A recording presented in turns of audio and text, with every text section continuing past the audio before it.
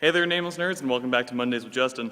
I figured I'd kick this episode off with a challenge that Kurt gave to me. Now, if you're at all familiar with the laughing scene in Final Fantasy X, which happens at a very kind of early part of the game, which turns a lot of people off of it. For those of you that don't know, here it is.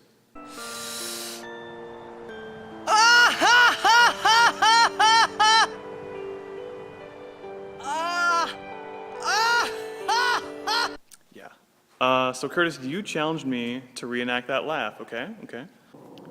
So, here goes. Ha ha ha ha ha ha! Ha ha ha ha ha! I can't look at my face right now. Anyways, yeah. Back to the video.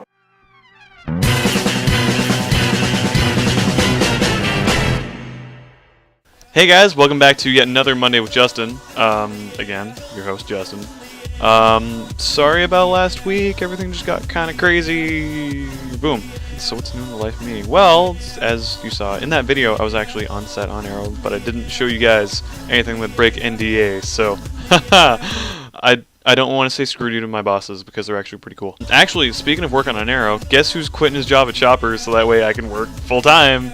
Yeah. I just had the revelation the other week because I had to miss work at Shoppers because of stuff on Arrow. That just came to the realization, yeah, I probably shouldn't be doing this anymore. So yeah, I gave him my 2 weeks. Soon I won't be stuck in ladies' makeup anymore, so yay me. But yeah, no, I'm like super excited because that way I can make like tons of moolah. Well, at least for a guy my age. So yeah, I'm happy. Let's see what's new, I guess. Well, in the world of video games, Destiny just came out on Tuesday, and oh dude, it's like so fun. I don't get why people are like freaking about how empty and stuff it is. Like maybe when I get to endgame I'll be like, oh my god, what's going on? But to my understanding, Bungie's actually releasing stuff on a pretty alright schedule. Like every 2 weeks there's gonna be like a new raid or something like that. So hey, I don't see what the fuss is about. Like I guess like those raids will only play out to be like 20 minutes long or so. But there's still like the online multiplayer to get into that's like, well, I guess the entire game's like online multiplayer, but like the competitive multiplayer to get into in the Crucible.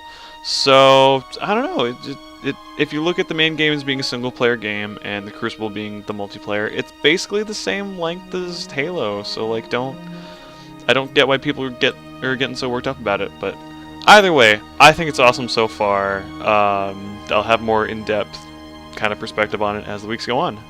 In terms of TV, I didn't mention this a couple weeks before, but Doctor Who's back on the air for its new season, starring Peter Capaldi. Now, I've watched only the first 3 episodes. The 4th one just came out over the weekend, and I'm just loving his interpretation of the Doctor. He's just like this old grump that is just and stuff like that, but he's still very much the Doctor, but like in his own way, and I'm really digging that so far this season. Now, on to challenges. Yeah, so Lauren, you asked us, now this was a couple weeks ago, so this is just me playing catch up right now. Something about the pros and cons versus 2D and 3D animation. Which ones do you prefer? Why should you? Yeah, I like them very much for very different reasons. Like, I can't say that one's better than the other just because they're very different styles of animation and just comparing apples to oranges. I think studios that are really super awesome with their 3D animation should stick with 3D animation, but I do super enjoy like the old like cell colored animation like that. Like, what was the last movie I saw that was like that?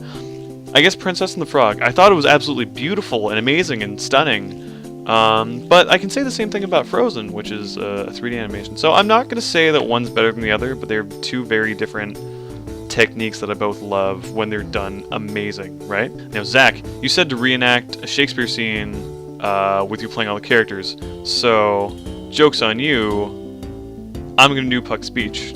If we shadows have offended, think but this, and all is mended, that you have but slumbered here, while these visions did appear.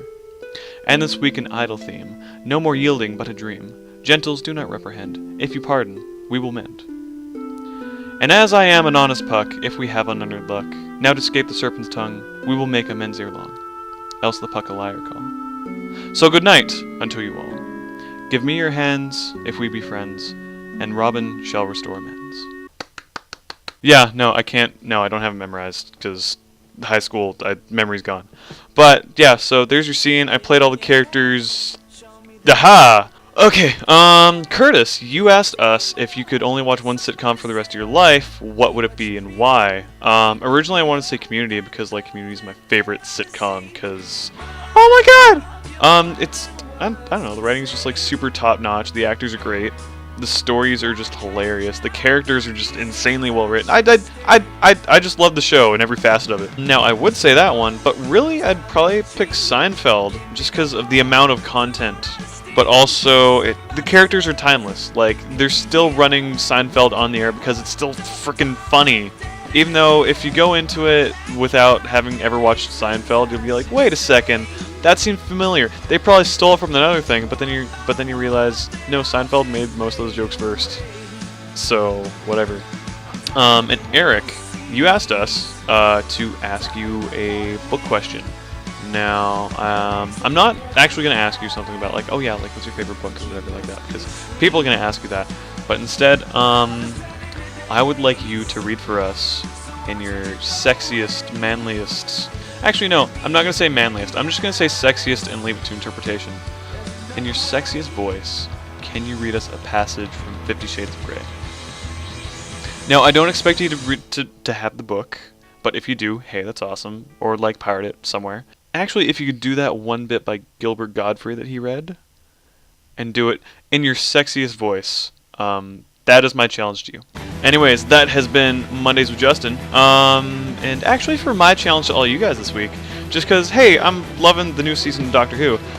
For those of you guys that do watch Doctor who is your favorite Doctor and why? Think very carefully on it, whether it's a new Doctor or a classic Doctor, or even like one of the parody Doctors, I don't really care. Or even if it's technically not a Doctor, and just like a character that's like spawned from the Doctor, you'll know if you've seen the series.